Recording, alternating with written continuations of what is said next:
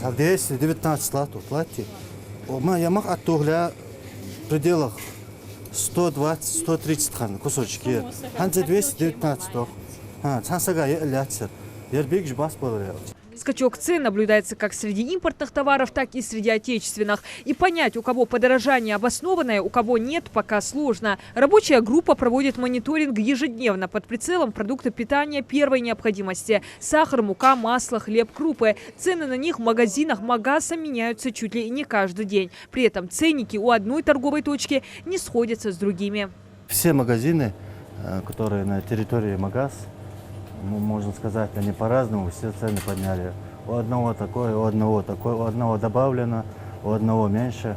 Сами предприниматели объясняют это тем, что все закупаются у разных поставщиков, а им приходится добавлять хотя бы 10-15%. Так, в следующем магазине еще неделю назад килограмм сахара стоил 85 рублей, сейчас уже 123 рубля. Чем объясняют? Тем, что у них идет продукция привозная, что это временно все идет. Пока такие меры, со временем пойдет спад цен.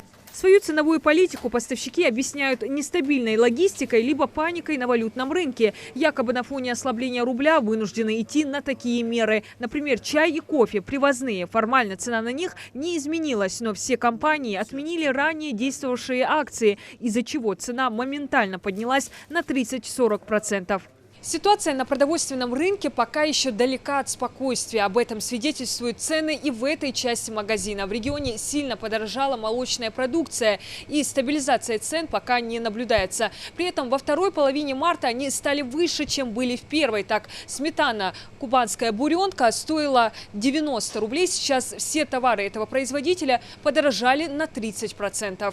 Заметно выросли цены на сладкое – от 20 до 30%. Подорожали и газированные напитки. В общем, жалуются не только взрослые, но и дети. С прежними ценами они могли позволить себе больше покупок.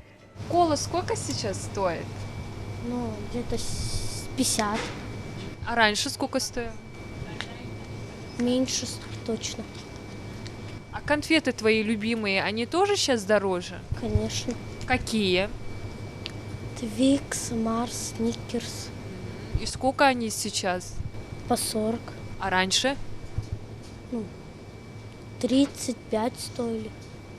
Меньше. То есть ты тоже недоволен тем, что цены так выросли? Ну да.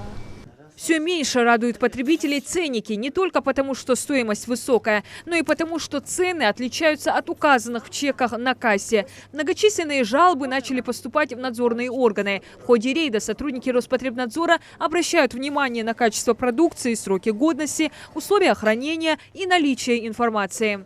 Федеральным законом о защите прав потребителей, а также постановлением правительства Российской Федерации четко прописаны нормы права, что потребитель при выборе товара, до него должна быть доведена вся необходимая информация, включая цену, то есть ценники. Данный раздел постановления правительства был введен недавно, где точно прописано в пункте 3 о том, что на всех групп товара должны быть ценники. Сотрудники напоминают, потребитель имеет право затребовать разницу в судебном порядке. Сами же предприниматели объясняют, что даже не успевают обновлять ценники на прилавках. Цены меняются чуть ли не каждый день. Бывает, что и в неделю один поставщик может, а бывает некоторые, что прям через каждые 2-3 дня нам приходит оповещение, что будут меняться цены, идет повышение цен. Естественно, работники стараемся успевать, чтобы не было проблем с покупателями и на кассе. И операционист у нас постоянно находится на своем рабочем месте, контролирует данную ситуацию, и я стараюсь. Но, конечно, покупатели у нас понимают, что это не от нас зависит, а зависит от ситуации, которая сейчас у нас. Однако для потребителя эти факторы не аргумент. Покупатель имеет право заплатить только ту сумму, которая указана на ценнике. Много жалоб такого характера поступило и на этот сетевой магазин. Роспотребнадзор в ходе рейдового мероприятия напомнил о защите прав потребителей. Поступают жалобы, что цены не соответствуют, которые на ценниках и пробиваемы в чеках. В связи с ограничениями проведения проверок мы не имеем права проводить надзорную деятельность. Но мы вам вручим предостережение, чтобы вы в дальнейшем не допускали такого рода нарушений. А цены на продукты первой необходимости здесь более приемлемые. Продукты из социально значимой категории они согласились продавать с наценкой 5% согласно условиям контракта с государством. По поручению мэра города работники администрации каждый день обходят все магазины столицы. И пока эффективно действует только один инструмент по сдерживанию цен. Это ограничение наценок в федеральных сетевых магазинах. В состав рабочей группы, созданной по распоряжению главы региона, также входят сотрудники Роспотребнадзора, УФАС, МЧС и налоговой. По накладным мы проверяем, сверяем за неделю и почти каждый день цену не снижается, а поднимается. У нас было заключение, так как если добавят на продукты питания, чтобы не добавили больше 10%. Но можно сказать не 10%, а процентов 50, 60, 70 от стоимости, которая стоила, цена поднялась выше и выше.